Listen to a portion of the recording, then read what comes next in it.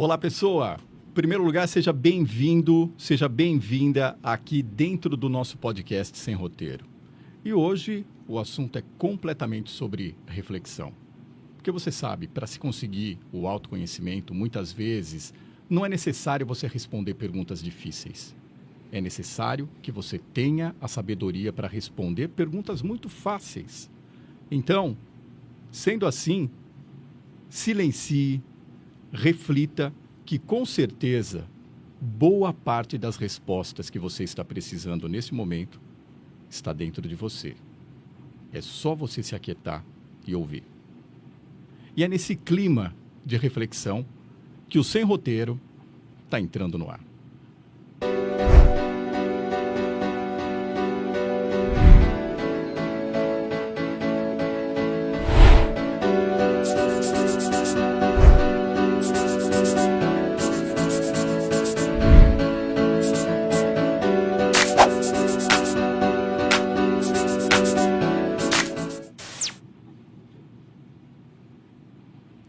E hoje nós estamos recebendo aqui uma presença feminina para brilhantar cada vez mais a nossa programação e dar também toda aquela variedade de assuntos, porque aqui a gente conversa descontraidamente vários assuntos sérios.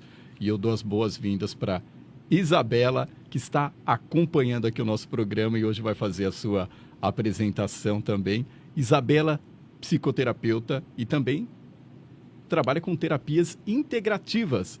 Boa noite e as suas boas-vindas para os nossos ouvintes. Sim, obrigada, Carlos. Prazer estar aqui com vocês.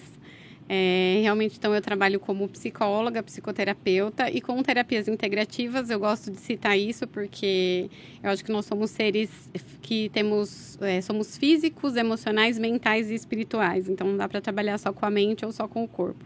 Então, eu procuro integrar muitos tipos de terapia aí no meu trabalho e acho que a gente vai conversar sobre isso hoje. Muito boa a sua introdução, né? Sobre responder perguntas fáceis, mas que, na verdade, são difíceis quando nos fazem refletir e olhar para dentro, né? Exatamente. Isabela Sibinelli, você viu que o título do nosso podcast hoje é Terapia também é coisa de gente normal. Sim. Porque, geralmente, o pessoal fala assim, não, pirou, foi procurar terapia.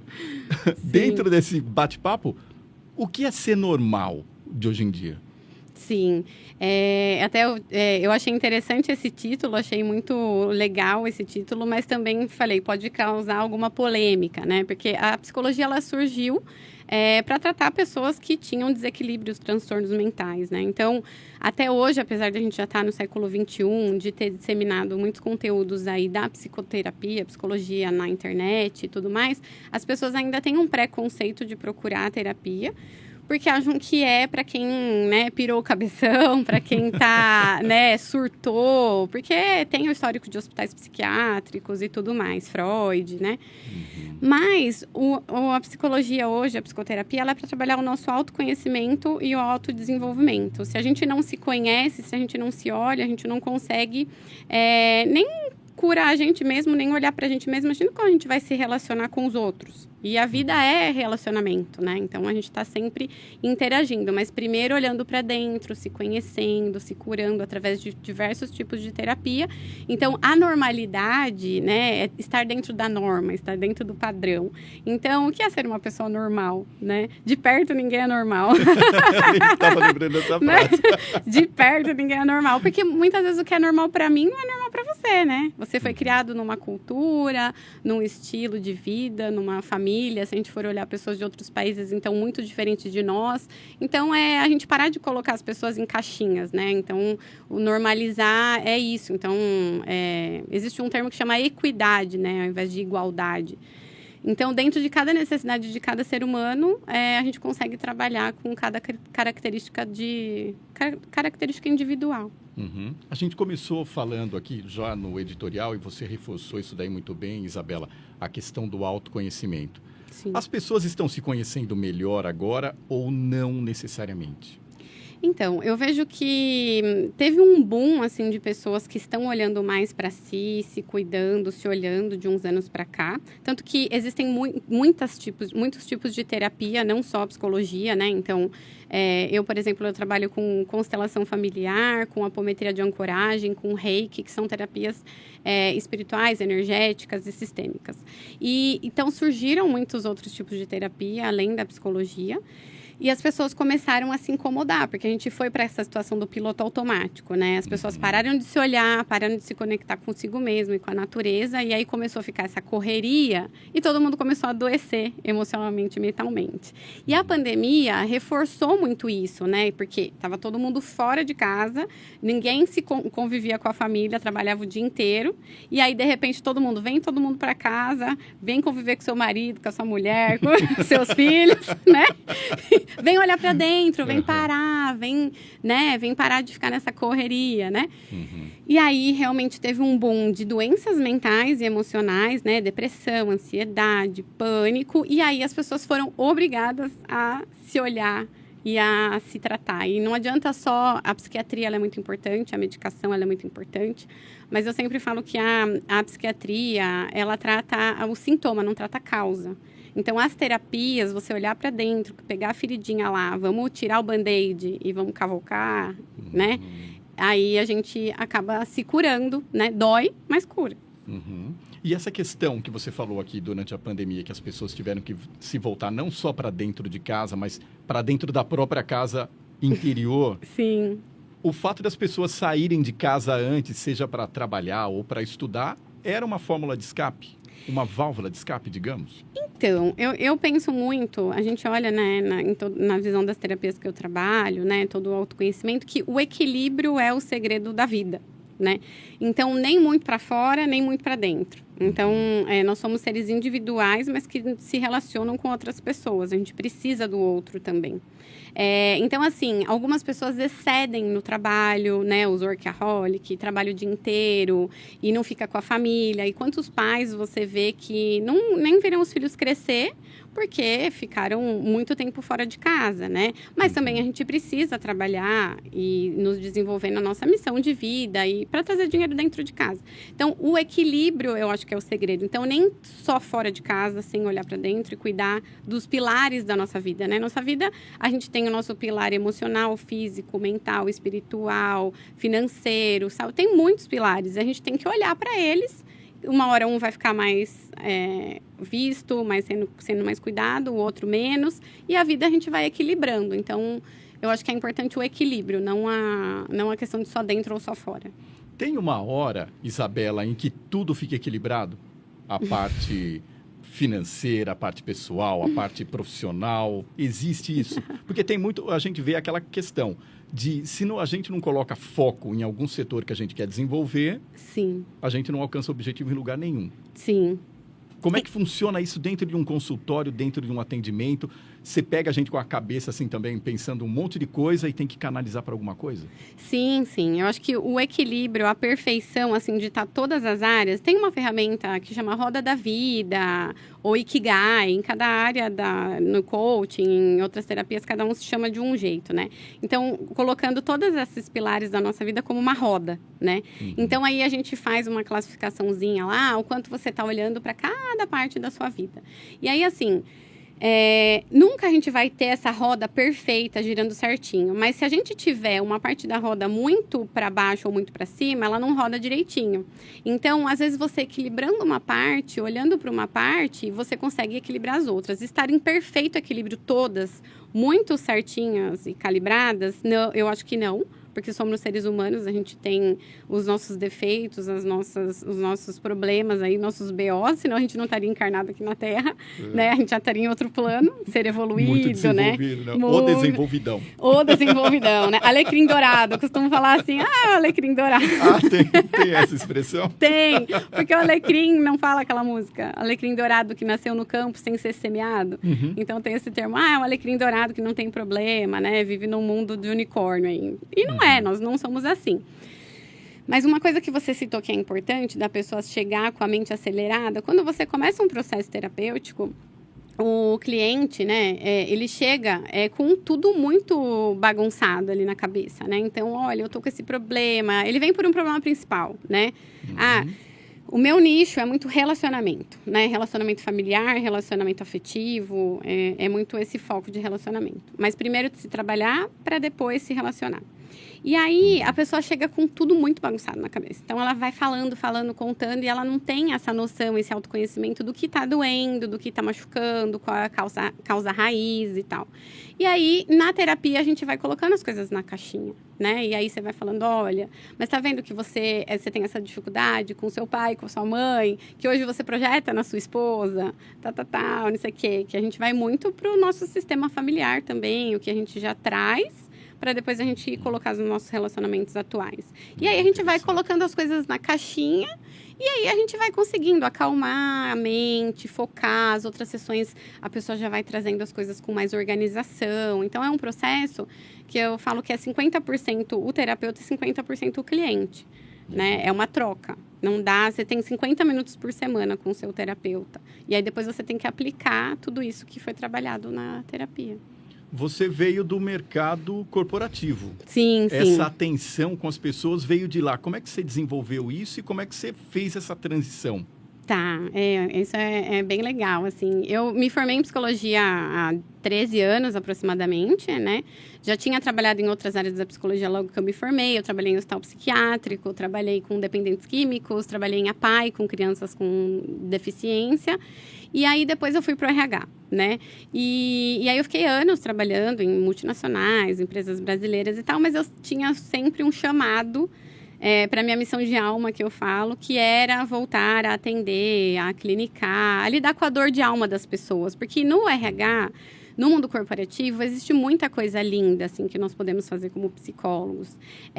A gente ajuda a pessoa, a pessoa está desempregada, um pai de família desempregado, e você participar do processo seletivo em que essa pessoa consegue o emprego, e depois o crescimento de carreira, ascensão, treinamento, desenvolvimento, é tudo muito lindo.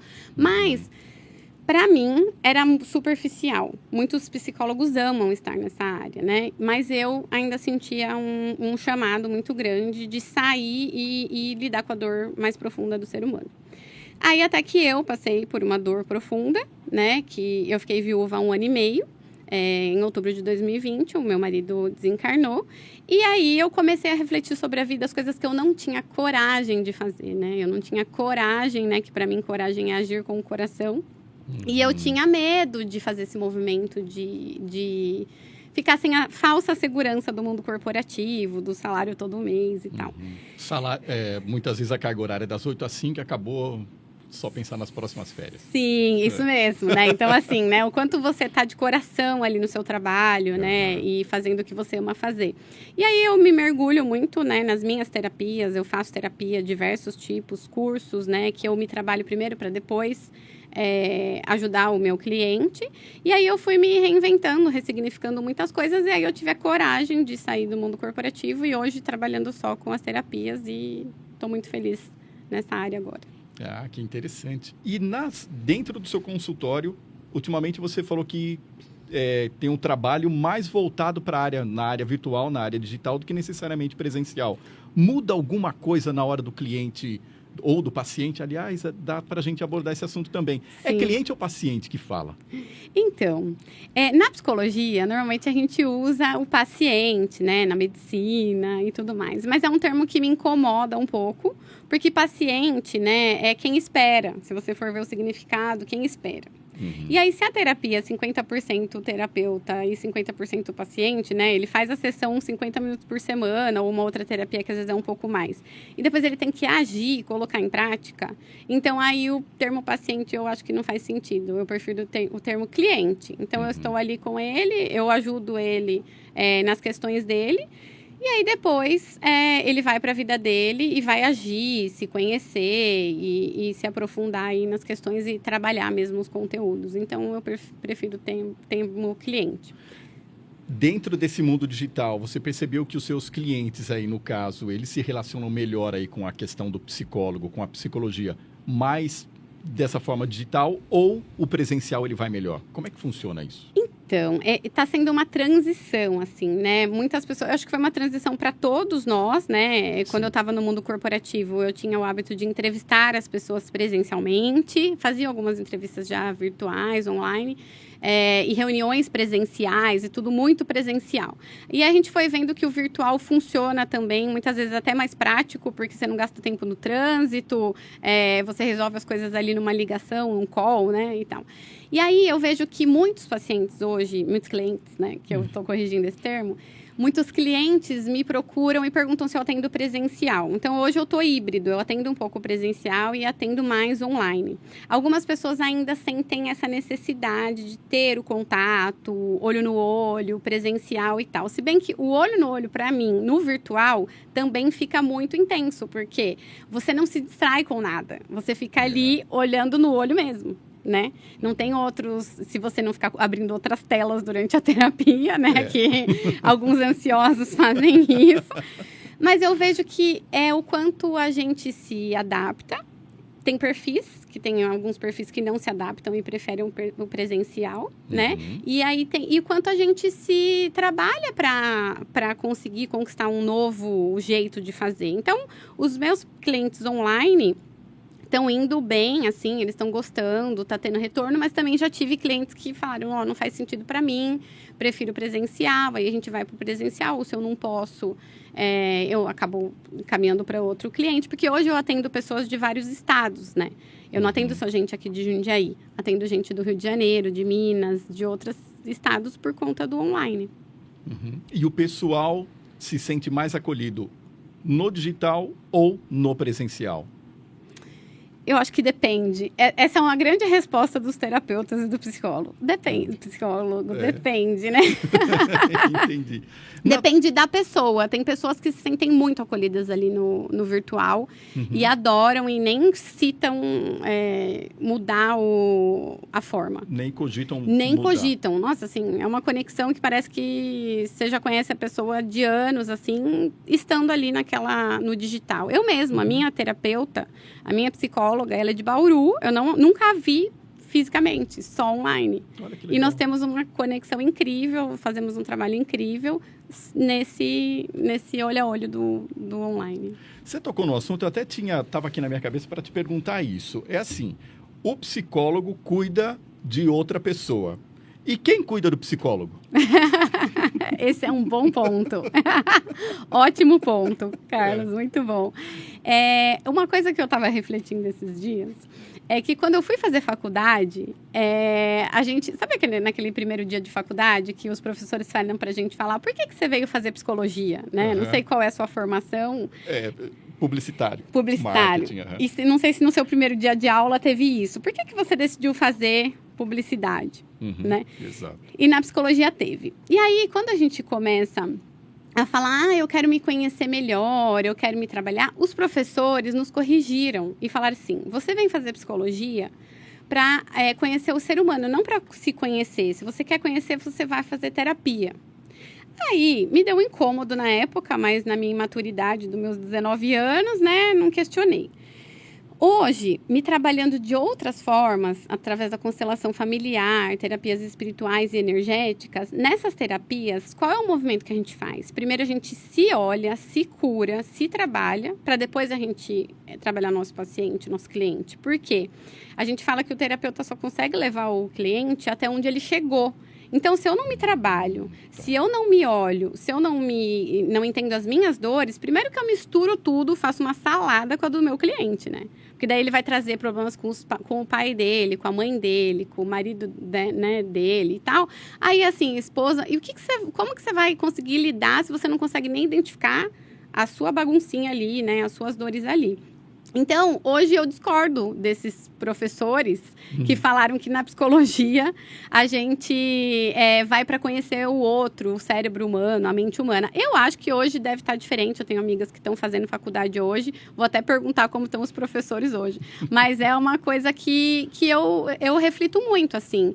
E o psicólogo e o terapeuta, ele vai fazer terapia com outro psicólogo, com outro terapeuta, com outros... profissionais aí e precisam fazer terapia. Entendi. Outra coisa, uma pergunta bastante interessante. Você até citou dessa questão de se conhecer para depois partir em busca do conhecimento do outro. Quando você vai fazer algum tipo de atendimento, tem aquela questão de levantar primeiro a ficha, um briefing praticamente do teu paciente ou do teu cliente, para entender em que ponto que ele pode chegar, ver o potencial dele, ou como é que funciona tudo isso, Isabela? Levantar a ficha em que sentido, assim? Saber, conhecer todo o histórico do paciente e falar assim, olha, o potencial dele, como se você fosse um coach. Existe isso? Porque hoje em dia, qualquer coisa... Não, eu não vou procurar um psicólogo, vou procurar um coach. Não, na terapia nós não olhamos dessa forma, assim. A gente vai trabalhar, principalmente na abordagem que eu sigo, a psicologia ela tem várias abordagens, né? Então, a gente pode trabalhar em abordagem psicanalítica, que veio de origem lá do Freud, de Jung, que são mais conhecidos.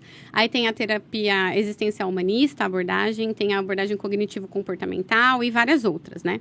Dentro da abordagem que eu trabalho, que eu sigo a linha psicanalítica e também, hoje, muito da constelação familiar que eu estudo, eu trago para os meus atendimentos, a gente vai olhar o que o cliente trouxer para a gente ali naquele momento. Então, ele vai me trazer os conteúdos dele e eu vou trabalhar ali. Numa primeira sessão, eu nem vou conhecer todo o histórico dele. Ele vai me trazer aquilo, eu vou trabalhar com aquilo.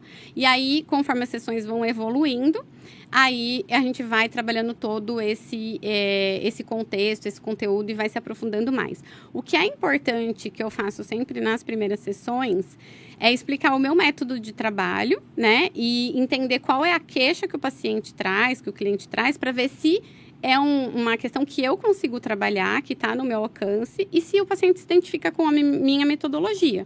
Então, eu falo, vamos nos conhecer dentro dos limites aí terapêuticos, né? Eu falo da minha abordagem, e aí o paciente decide, o cliente decide se ele quer seguir o tratamento. Mas, assim, não esse critério de falar assim, olha, você tem potencial para chegar até...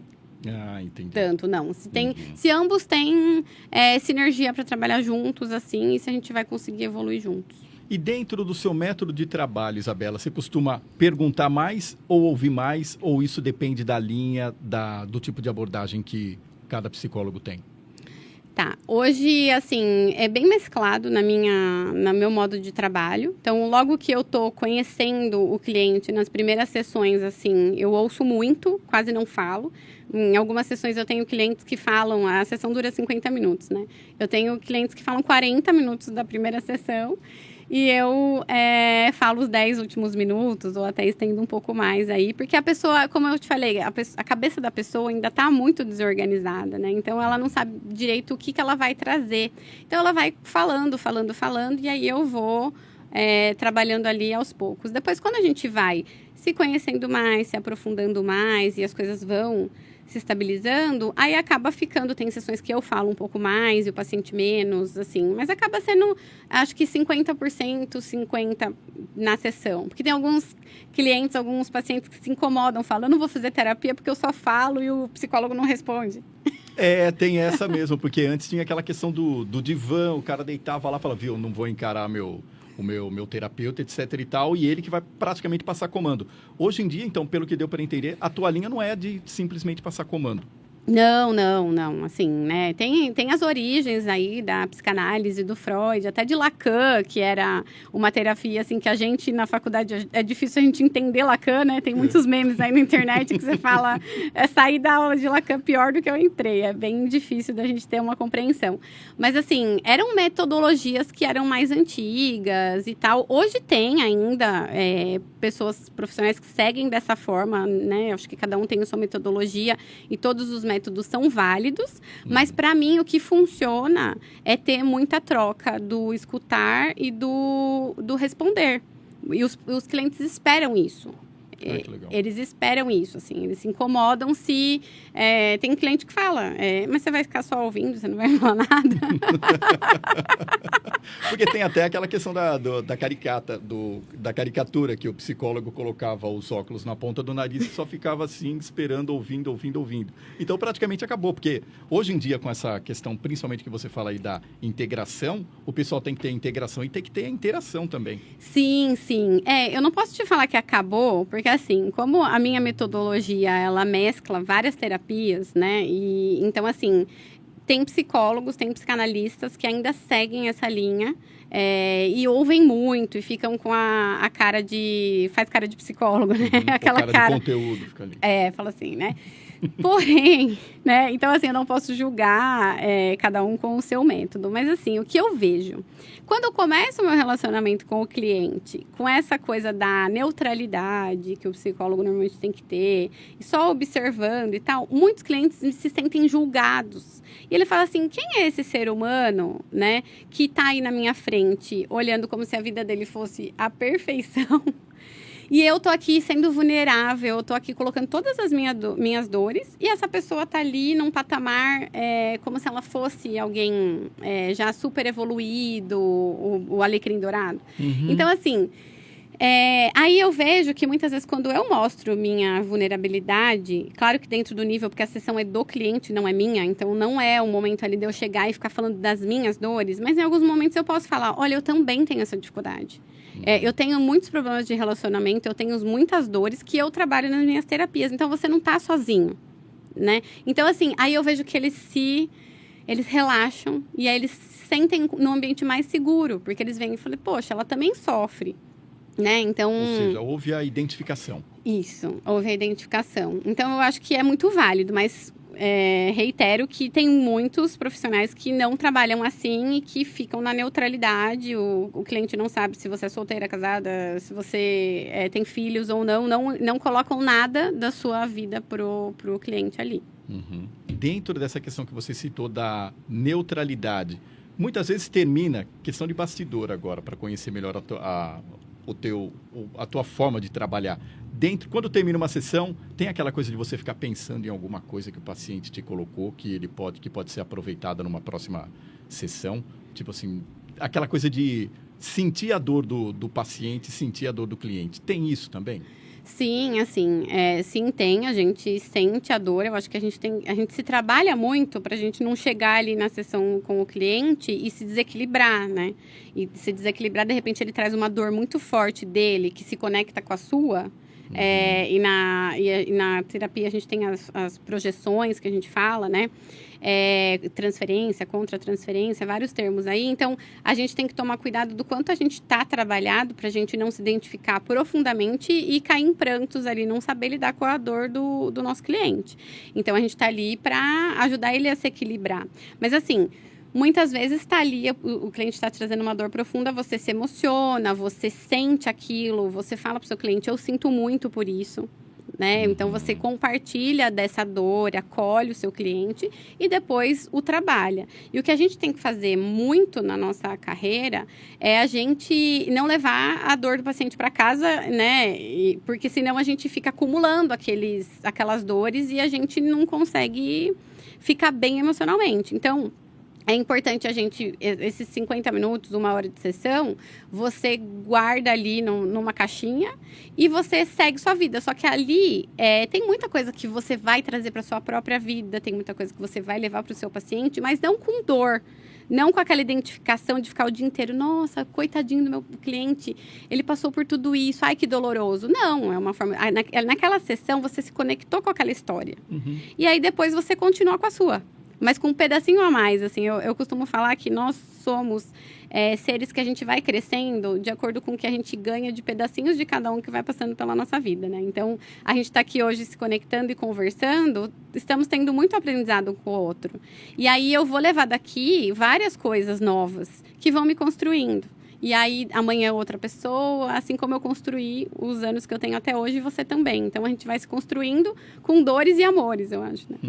Legal, quer dizer, vai adquirindo experiência através do outro e por meio de outra pessoa também. Sim, sim. Interessante. Você que veio do mundo corporativo aqui, dá para traçar um paralelo em que... Quais são as maiores dores do pessoal que te procura, dos clientes que te procuram?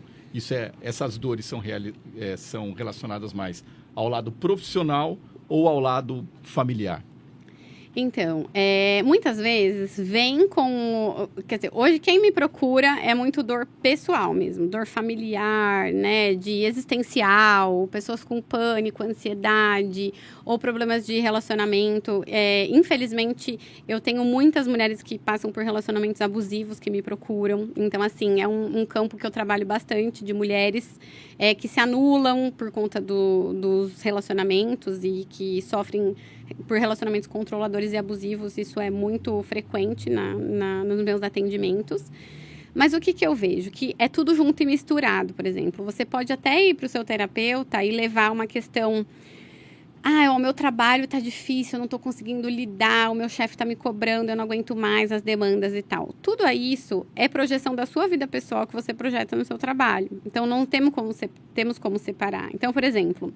Se você tem problemas sérios que não foram trabalhados com seu pai, com a sua mãe, com seus irmãos, ali na sua família, no seu sistema familiar, o seu trabalho vai te mostrar alguma coisa para você se curar. Então, por exemplo, você vai atrair um chefe difícil porque, de repente, você tem dificuldade com seu pai, né? E aí, se você olhar seu chefe, você vai falar, ele é igualzinho meu pai. E o que esse relacionamento, esse trabalho está te mostrando? Olha para isso, se cura lá atrás. E eu falo que os relacionamentos, eles são um espelho para a gente se curar. Eu li um texto esses dias, e até eu tenho copiado muito isso desse terapeuta que eu li, que ele fala que as doenças também fazem match. Então, quando a gente busca o outro, se você atrair um relacionamento para você no trabalho, afetivo, qualquer amizade, olha para isso e vê como você tem que se curar daquela questão. O que te incomoda no outro está em você. Jung dizia muito isso. Sim, então assim, nossa, aquela pessoa me irrita profundamente, né? Nossa, eu não consigo lidar, não consigo olhar para a cara dela. No que você não consegue olhar para sua vida? Vai lá, abre suas caixinhas, olha para suas dores. Então, é tudo projeção. E se a gente olhar para as pessoas sempre como gurus e como mestres, a gente vai se trabalhando através das pessoas, através do trabalho. Então, assim, é tudo muito junto e misturado. Então, a pessoa pode trazer um problema do trabalho. Aí a pessoa chega, as pessoas mais racionais chegam e falam, eu só vim para terapia para trabalhar isso, né? Uhum. Aí eu falo, então... É isso que eu ia perguntar. E consegue? No meu sistema de terapia, não. Porque assim, se você olhar, a pessoa tá lá mostrando, eu tô com dificuldade de lidar com a minha filha, né? Aí eu falo, tá bom, qual é a sua dificuldade com a sua filha? Aí a gente vai olhar que ele teve dificuldade com o pai, que ele teve dificuldade no relacionamento com a mãe, com a família. Não tem como, eu não consigo separar, porque para mim é o meu método de trabalho. Então, pode ter outros terapeutas e psicólogos em outras linhas e tal, que conseguem fazer, ou até o coach, né? Um processo de coaching, aí a pessoa pode ir, se bem que até o coaching mexe em algumas outras coisas. Não, é difícil separar, é difícil, porque está conectado com outras coisas. Nós somos seres integrados, né? Não é só um corpo, não é só uma mente, é físico, emocional, mental e espiritual. Então, acabou praticamente aquela coisa, você fala assim, não, problema do trabalho eu resolvo no trabalho, problema de casa eu resolvo em casa. Mas a gente percebe também que se a gente ficou irritado em casa, obviamente não dá para passar o ponto lá e falar assim, nossa, minha vida é feliz. Da mesma forma, se você tretou com alguém lá no teu serviço, não dá para chegar em casa, tocou a campainha de casa, abriu a porta, nossa, tô aqui, tá as mil maravilhas. O trabalho ficou no trabalho, a casa ficou na casa. Não. Para mim não faz sentido, eu não acho que é possível, eu não conseguia separar na minha vida e não consigo, né? Assim como eu acredito que outras pessoas também não. Em outro ponto aí, falando de trabalho e casa, né? Como a gente tem dificuldade de estar no momento presente, vivendo aqui agora, o que a gente faz? Quando a gente está no trabalho, a gente está pensando nos problemas de casa. E quando a gente está em casa, a gente está pensando nos problemas do trabalho, né?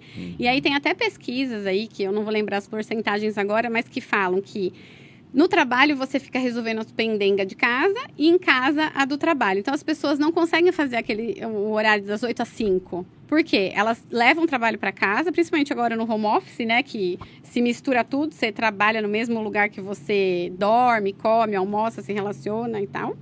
E aí, assim, como a gente não tem o foco, não vive no momento presente, então no trabalho eu tô pensando em casa no trabalho. Aí o que acontece? Vira esse balaio de gato, né? E aí você não consegue nem resolver uma coisa nem outra.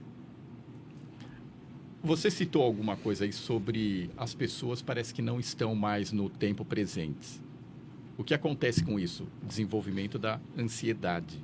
Sim. E cada vez mais a gente percebe que não é só um país de ansiosos, mas também um mundo de ansiosos, e isso tem atacado também muitos adolescentes. E a gente percebe isso, que eles não conseguem articular mais, não conseguem mais conversar com os pais e simplesmente vão direto ali na internet se comparando com os outros, querendo estar no lugar do outro. Isso daí, dentro da psicologia, existe uma possibilidade de pelo menos amenizar isso? Você acha que isso daí, essa questão de ansiedade que as pessoas sentem, tem muito a ver com as telas que a gente compartilha, quer dizer, redes sociais e afins? Super, super. Eu acho que tem muito, né? A minha geração, a tua geração, outras gerações já estão super conectadas, né? Então, imagine os adolescentes, né? A geração Z aí, a geração Millennium, né? Que tem várias gerações aí, né? Que eles já nasceram mexendo no celular. Você vê criança com 2 aninhos que a gente acha bonitinho, né? Ah, olha, já sabe mexer e tal. Mas, assim, eles nasceram e se desenvolveram com essa tecnologia, que a tecnologia traz muitas coisas boas também, mas também traz muitas coisas que são complicadas, porque eles se comparam demais, né? Eu vejo que eu atendo pouco os adolescentes, assim, mas eu atendo os pais dos adolescentes, então meu público ele é mais adulto, e eu vejo que eles se comparam demais, né? Então, assim, como você vê lá, Instagram e a publicação da pessoa, que a gente coloca o nosso palco no Instagram, a gente não coloca nossos bastidores. E aí, o que você vê lá? O adolescente que cresceu olhando a internet e fala assim, a minha vida é uma droga, porque eu tenho que fazer isso, eu tenho que estudar, eu tenho que ajudar minha mãe em casa, eu tenho que lavar uma louça, sei lá, coisa simples às vezes. E esse molequinho aqui da internet tá ganhando milhões, tendo seguidores, e a vida dele é uma perfeição. E muitas vezes executando um game, por exemplo. Executando um game. Só que qual é o percentual da população que cresce assim? E assim, o quanto ele está feliz ou não. A gente também sabe quantas pessoas famosas com muito dinheiro se suicidam e estão infelizes e estão tratando depressão e tal. Então, esse não é o segredo, esse não é o objetivo. Mas quando a gente compara o nosso bastidor com o palco do outro, realmente parece que a vida do outro é perfeita, tá sempre na praia, sempre viajando, e a nossa tá ali trancada dentro de casa. Então, o adolescente, o que eu vejo? É muito o trabalho dos pais. Não tem como a gente fugir disso. Porque eu sei que os pais precisam trabalhar, precisam trazer comida para dentro de casa, pagar as contas, mas assim, o quanto precisa olhar para essa criança, para esse adolescente, que às vezes está gritando ali por atenção, e aí você está dando mais alguma coisa para ele, compra outro videogame, compra outro, sei lá, o que se dá para adolescente, que eu não... Acha que a coisa é ter, na verdade. É ter. E assim, o quanto muitas vezes você vai olhar para a dor desse adolescente, ele queria que o pai dele olhasse para ele. E fala, tipo, eu te vejo, meu filho. Né? Então, olhasse, conversasse, passasse tempo de qualidade com ele. Olha, jantasse junto, tal. Então, por que ele fica na tela também? Cada um é aquela história do depende. Mas se você for olhar para o adolescente que está na tela ali, do que ele está fugindo? Porque qualquer coisa que a gente coloque muito, igual eu falei, os extremos, né? A gente não ir para o equilíbrio. Se a gente coloca muita tela, a gente fica viciado em tela. Se a gente coloca bebida, ou outra coisa, assim, comida, qualquer coisa, do que a gente está fugindo? Todo vício é uma fuga, para a gente não olhar para as nossas questões. Então, é caso a caso, mas eu vejo que o adolescente ele precisa ser olhado, principalmente pelos pais. Não tem como fugir da maternidade e da paternidade. Exatamente. E geralmente essa é uma fase que a pessoa atravessa, que é uma fase bastante difícil. E muitas vezes os pais não conseguem entrar no diálogo com essas pessoinhas, não é? Com essas pessoinhas. E eu vejo que, sabe por que eles não conseguem entrar no diálogo com essas pessoinhas? Porque como foi para esses pais a adolescência deles? Como que esses pais, os pais dele olharam para a adolescência dele, para a infância deles? A gente vai melhorando a cada geração, né? Então, se a gente olhar para as dores dos nossos pais, dos nossos avós, bisavós, tataravós, muitos vieram de guerras, né? De grandes, passaram grandes necessidades, vieram foragidos, né? No caso aqui do Brasil e tal. Quanto foi difícil para eles? Para a gente é cada vez mais leve. A gente está vai melhorando a cada geração. É a ideia, né? A ideia. É para melhorar. Esperamos. E o quanto o pai teve um olhar cuidadoso para a sua infância e para a sua adolescência. Então, como que ele vai olhar com amorosidade para esse filho? Amar os filhos e tratar bem os filhos e demonstrar carinho é uma coisa que vem há poucas décadas. Normalmente, o que era? Se tinha um monte de filhos, ia se procriando e ia criando, né? Pagando a conta, a mulher em casa trabalhando e cuidando das crianças e o homem trazendo dinheiro para dentro de casa. Então, essa realidade que a gente vive hoje é uma realidade diferente que a gente está tendo essa oportunidade de fazer diferente. Mas é um fazer diferente honrando nossos pais, não virando e falando assim, meu pai foi péssimo para mim, ele só me batia. Mas foi o que ele aprendeu e foi o melhor que ele pôde te dar. A gente tem que ter gratidão aos nossos pais, porque a gente só está aqui por conta deles. A gente é metade nosso pai, metade nossa mãe. Não tem como a gente fugir disso. Enquanto a gente não aceitar isso no nosso interior, dentro da gente, mesmo que a gente não conviva com o nosso pai e com a nossa mãe, mesmo que sejam separados, mesmo que já tenham morrido, e fala, mas eu não tenho como me reconciliar com o meu pai e minha mãe. Tem. Dentro de você, sim. No processo terapêutico, na constelação familiar, em várias terapias, a gente consegue se reconciliar com os nossos pais para sermos pais melhores. Quem é pai e mãe, né? Não é o meu caso, mas quem é pai e mãe pode ser pais melhores olhando para si. Exato. Você cita bastante também, Isabela, a questão da constelação familiar. Sim. No que ela pode ajudar o relacionamento das famílias, o relacionamento das empresas? Sim. Eu finalizo minha formação de constelação familiar em outubro desse ano, mas eu já me identifico muito com a constelação familiar. É uma terapia que me ajudou muito a lidar com as minhas dores e as minhas questões. Então, é uma estratégia que eu gosto de usar muito nos meus atendimentos. Então, o que a constelação familiar trabalha? O nosso sistema familiar mesmo. E o Bert Hellinger, que foi o criador da constelação familiar, ele colocou que existem 3 ordens do amor. A primeira ordem é a hierarquia, o pertencimento, desculpa. A segunda, a hierarquia. A terceira, o equilíbrio de troca. Então, todos do nosso sistema familiar que vieram antes têm o direito de pertencer.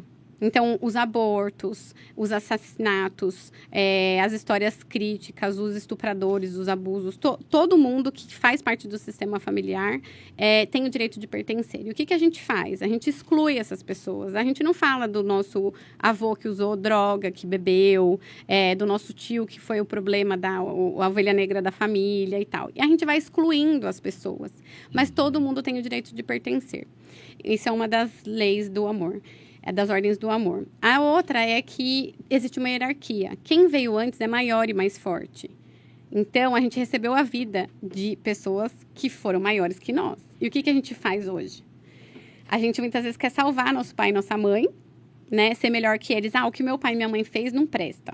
Eu vou fazer diferente. Que a gente vive numa sociedade praticamente de contestação. Sim. Sim, existe. Então, a constelação familiar, ela é até polêmica. Tem algumas pessoas que nem gostam, são contra a constelação familiar, por conta que ela olha um pouco dessa questão tradicional. Da onde a gente veio, são as nossas origens, a gente tem que honrar. Nós podemos fazer diferente dos nossos pais e dos nossos avós e de todo mundo, só que incluindo todos da família, sabendo que todo mundo tem o direito de pertencer àquele sistema, mas agora eu honro e faço diferente, porque é pra gente ser melhores que os nossos ancestrais. Essa é a ideia, como eu te falei. E o equilíbrio de troca é que a gente tem que ter equilíbrio em tudo na nossa vida, entre dar e receber. Os únicos que dão a vida e a gente não tem como pagar para eles são os nossos pais. Então, nunca a gente pode dar o que for para os nossos pais. A gente nunca vai conseguir pagar pela vida. Agora, e os nossos professores, que nos dão os nossos conhecimentos, né? Então, eles dão mais.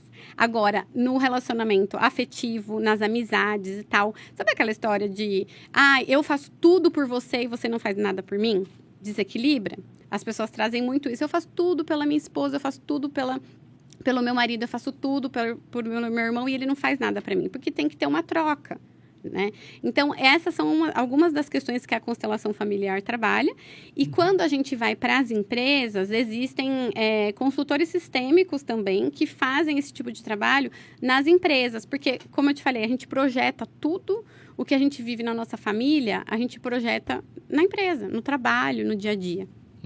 Ou seja, em tudo que a gente faz, praticamente a gente faz uma projeção daquilo que a gente é. Sim, não tem como fugir disso, assim, né? E eu falo que nós somos seres individuais, que primeiro a gente tem que trabalhar o que a gente falou no começo, o autoconhecimento, o autodesenvolvimento, para depois nos relacionar com as outras pessoas, né? Então, eu até brinco que, às vezes, assim, sabe, as músicas falam muito de, sem você eu não vivo, eu vou morrer se eu te perder e tudo mais. Então. E aí, eu falo que nós somos laranjas inteiras se relacionando com laranjas inteiras. Sabe aquela história da metade da laranja? Que até tem uma música que diz que a metade da laranja, etc. e tal. Quer dizer, tem. As pessoas têm que... Você é minha cara metade, você é minha alma gêmea. Então, em questão de relacionamento ideal, assim, isso não existe. Então, é uma gêmea, eu até acredito. Se a gente for entrar em alguns méritos aí de espiritualidade, tudo bem. E tudo bem. Porque se você pensar, uma gêmea são 2 seres individuais muito conectados e parecidos. Agora, a metade da laranja é assim, você buscar o que falta em você no outro. Né? Então, assim, aquela coisa, eu não tolero a minha própria companhia, eu não aguento ficar sozinho comigo mesmo, né? Aí, eu quero buscar o outro para me tolerar, me aguentar. Aí, se eu mesma não me aguento, como que o outro vai me aguentar? Então, é primeiro você se trabalhar e tudo mais, para as doenças não fazerem match. Porque, normalmente, a gente vai se relacionando com o outro pelas nossas dores. Se cada um se cuidar, eu brinco, Deus deu uma vida para cada um, né? Se cada um cuidar da sua e fizer a sua parte, nós seremos seres melhores nos relacionando com o outro, né? Então, tem até um livrinho... que eu esqueci o nome dela, Jojo, uma coisa assim, ela gravou um vídeo A Parte Que Me Falta, A Parte Que Falta. É um livrinho que é uma bolinha que tá faltando um pedaço dela e ela vai a vida inteira procurando o outro pedaço, né? E aí ela vê, né, que não tem como, é dentro. Então, primeiro a gente se cura, a gente se trabalha. E aí a gente se relaciona com o outro. Claro que a gente não vai parar a nossa vida, não vai todo mundo se separar agora. Cabe lembrar que a gente não está aqui querendo separar, estragaar relacionamento de ninguém. A gente só está falando a real. Sim, não é isso. Então, se resolva e depois a gente volta a discutir.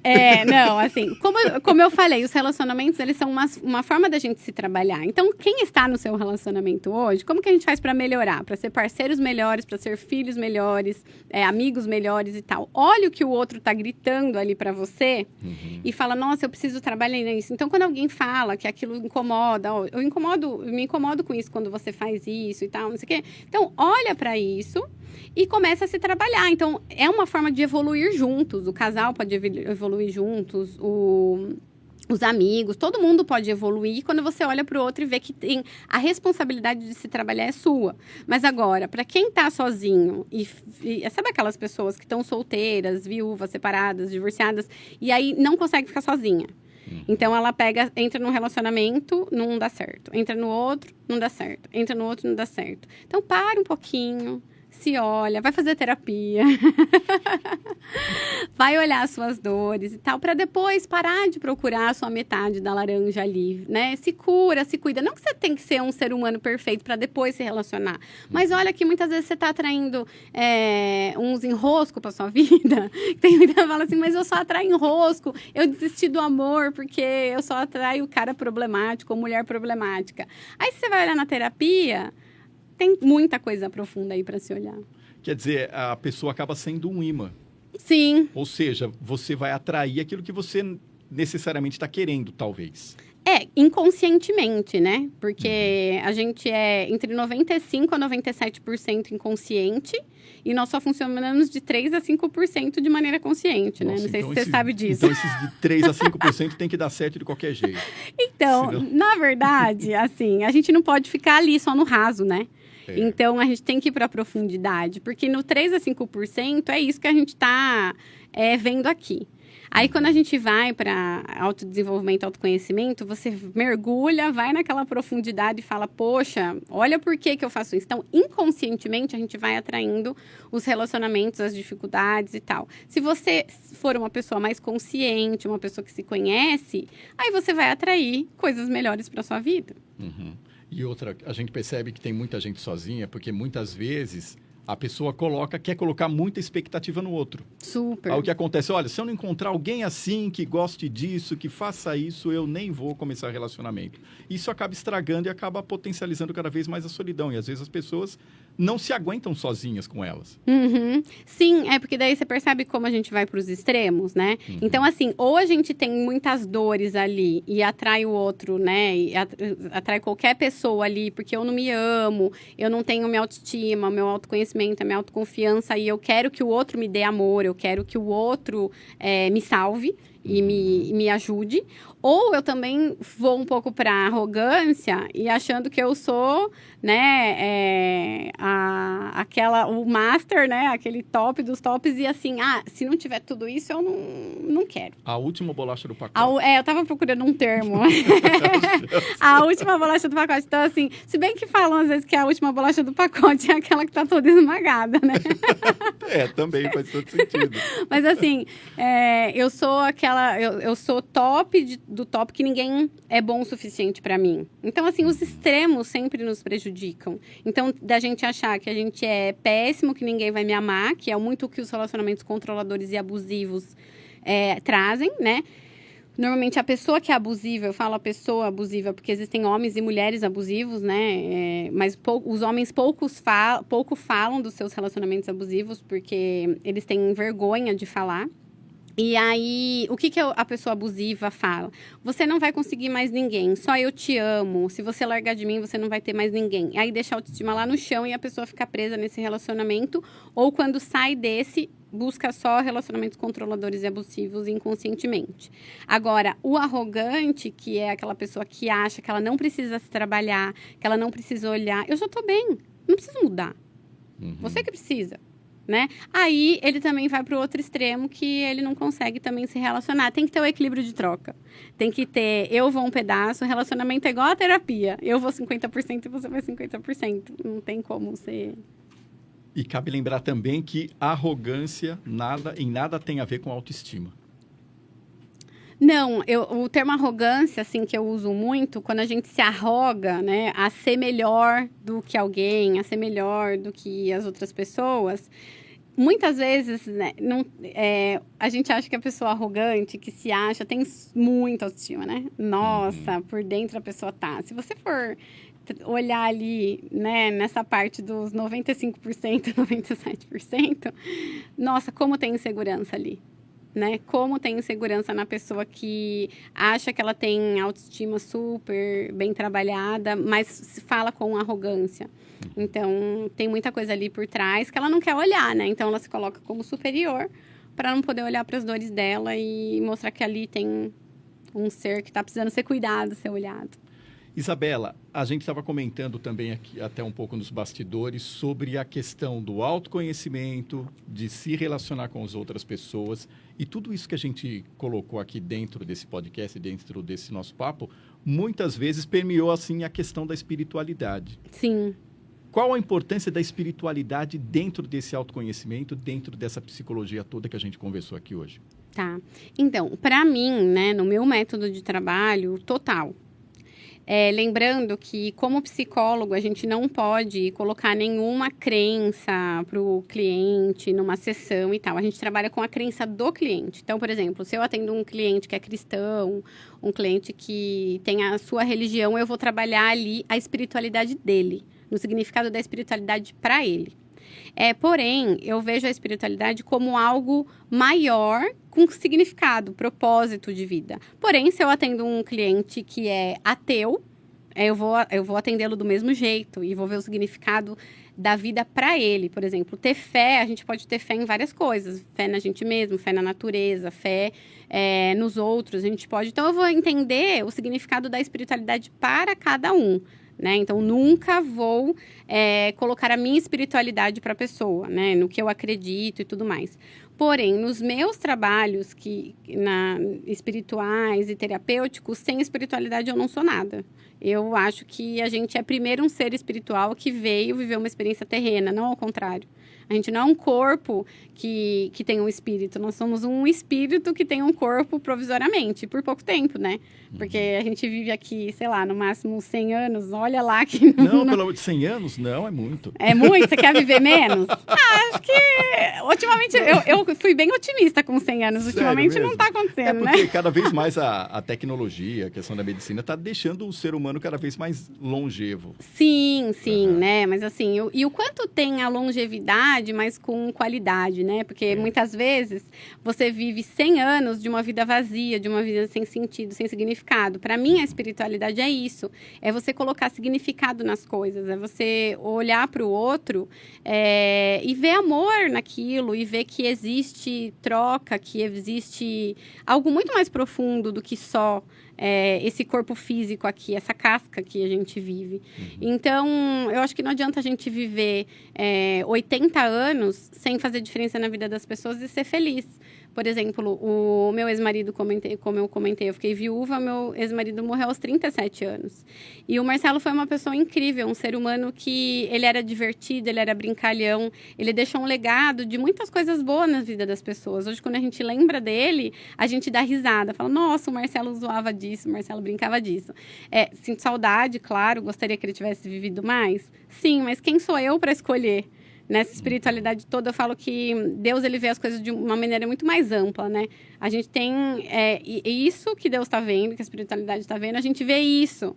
E a gente quer ser dono da verdade, falar, não, porque eu quero isso agora, porque eu tenho esse direito, porque eu queria essa pessoa para o resto da vida comigo. Quem sou eu? Na fila do pão, né? Assim.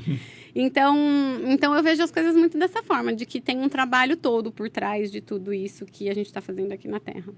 E como que é que a psicologia e a espiritualidade acabam lidando com as perdas das pessoas? E essa perda não é só em questão de relacionamento, não é só a questão de perder outra, é perder um emprego, perder uma aquisição financeira. Sim. Eu falo que toda perda acaba tendo um luto, né? Porque fala-se das fases do luto, que a gente tem toda aquela fase de negação, aceitação e tudo mais, mas tem algumas mais profundas aí que não são tão faladas. Porém, qualquer perda, qualquer coisa que é importante para nós e a gente perde, é um luto, né? É um processo que a gente precisa trabalhar. E a psicologia, ela ajuda a gente a entender as nossas dores, né? Então, assim, a olhar para elas e falar assim, nossa, mas você não pode viver sem esse emprego que você perdeu. Esse emprego é tudo para mim, sem ele eu não sou nada. Tá, peraí, então vamos lá, vamos cavocar, vamos aprofundar. O que esse emprego significava para você?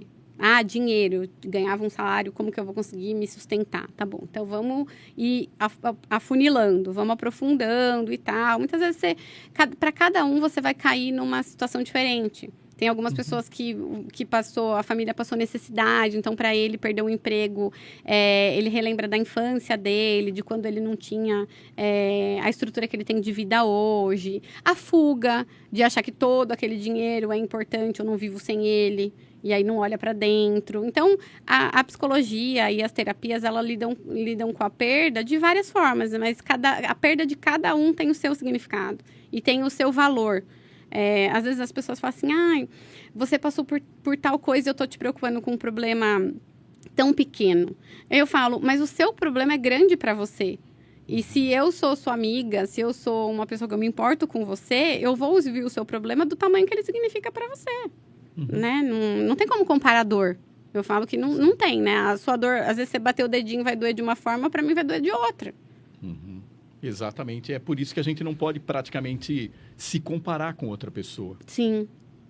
Então, aí acontece tudo isso, porque muitas vezes a dor que uma pessoa está sentindo naquele momento para ela é forte. Sim. E para a gente não é, porque a gente está numa situação até um tanto melhor que a outra pessoa. Sim, aí a gente volta lá no adolescente comparando o palco e os bastidores, né? Ou nós mesmo, que a gente também se compara com o palco do outro, né? Até eu queria comentar isso daí com você, porque assim, a gente fala assim, não, porque o adolescente está se comparando.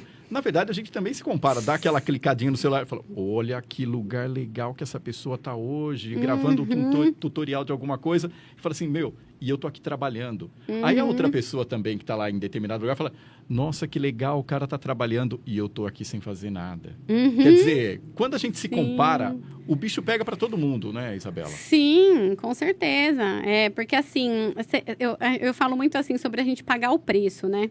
Então, assim, o quanto você tá vendo aquilo, o quanto aquela pessoa ralou, trabalhou, se dedicou para ir para aquela viagem dos sonhos dela. Né? Então, muitas vezes foram anos pagando o preço das suas escolhas. Enquanto um estava lá acomodado ou sem condições e tal, e aí o outro está viajando, você fala, mas o que ele fez para estar lá? Né? Então, assim, a gente tem que pagar o preço também. Então, o preço do autoconhecimento, do autodesenvolvimento, o preço de trabalhar para conquistar o que a gente quer. Então, a gente fala muito de modelagem, né? De modelar o outro, não se comparar. Então, assim, se eu admiro aquela pessoa, eu não tenho que querer ser igual a ela, porque eu sou um ser humano individual, que eu tenho as minhas habilidades, assim como você tem a sua, cada um tem, e cada um é incrível do jeito que é. Então, você pode se espelhar naquela pessoa que você admira e falar assim, tá, como que ela conseguiu chegar ali? Deixa eu olhar a história dela.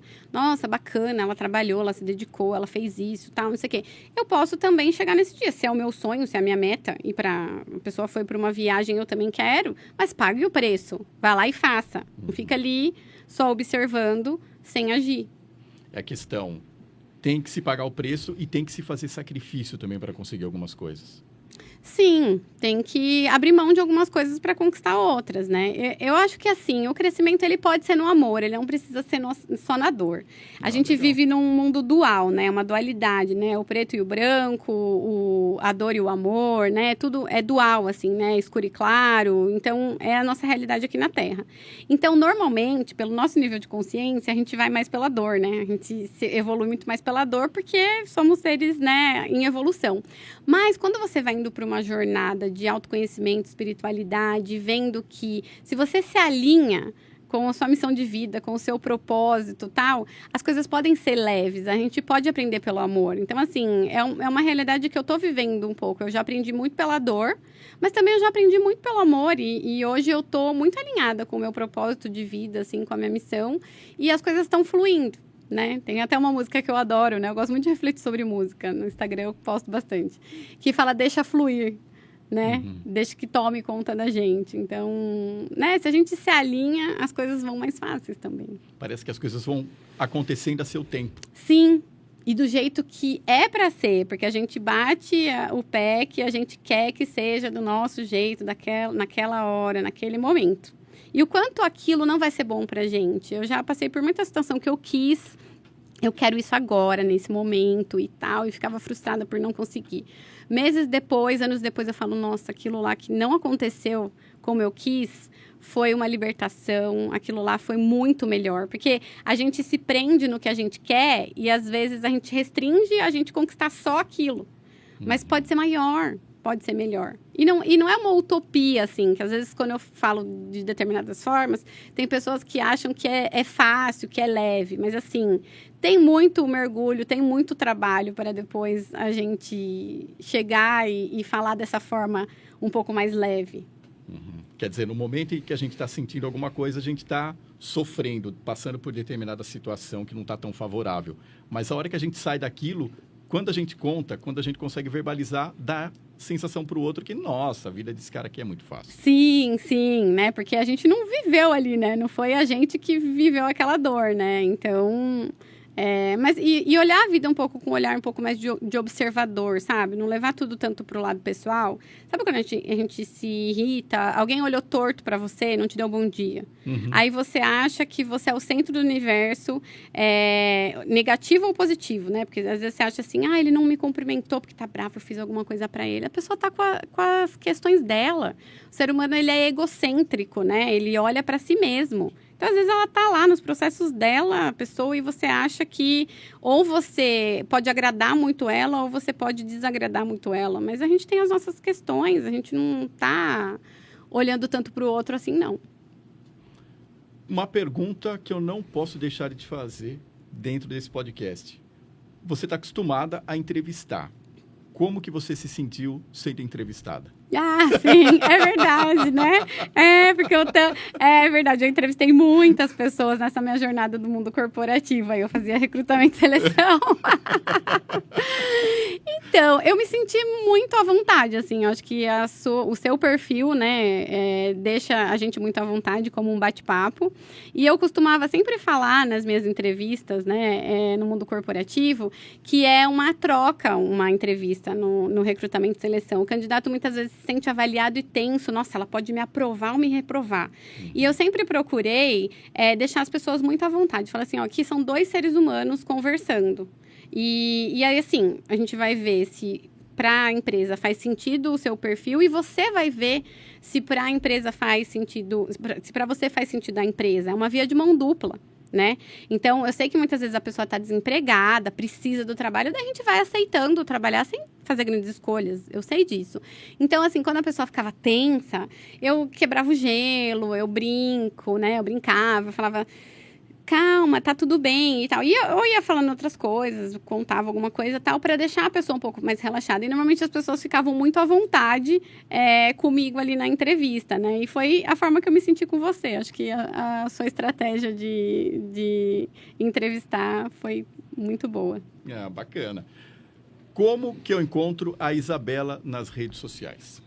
Tá, o meu Instagram, que é o que eu publico mais, que é o que eu compartilho os meus conteúdos, é isabelacibinelli.terapeuta, né? Eu sei que o Cibinelli é chatinho, tem muito L no meu nome, né? É Isabela com 2 L's e Cibinelli com 2 L's, né? Então, tá projetado aí. Então, me encontra, eu tenho, no meu LinkedIn também eu publico algumas coisas, né? Mas o meu foco maior é o Instagram mesmo. E aí tem todos os links para conectar comigo com o WhatsApp, agendar horário, bater um papo, tá tudo lá. Isabela, muito obrigado aí pela sua participação aqui dentro do nosso podcast. Seja sempre bem-vinda e te desejo sucesso e boa semana e vamos nessa. Eu que agradeço pela oportunidade, obrigada aí pelo papo. Boa semana. Obrigado também para você que acompanhou aqui o nosso podcast e dá uma olhadinha lá que tem vários outros, sempre com gente interessante, assim, para a gente bater um papo. E com certeza esse podcast Sem Roteiro é sempre uma companhia agradável. Eu tenho que agradecer aqui também o Cícero. Eu estou falando, outro dia eu estava comentando, Isabela, que logo a gente vai ter que colocar uma arquibancada aqui, porque agora, todas as vezes, no Sem Roteiro, tem plateia. Que legal. Obrigado, Cícero, aí pela tua presença. Obrigada, Cícero. Obrigado aí o pessoal da técnica. Obrigada. Gustavo, Ayan, sempre fazendo um trabalho impecável. Sem Roteiro volta na próxima semana, na próxima terça, às 8 da noite. É isso.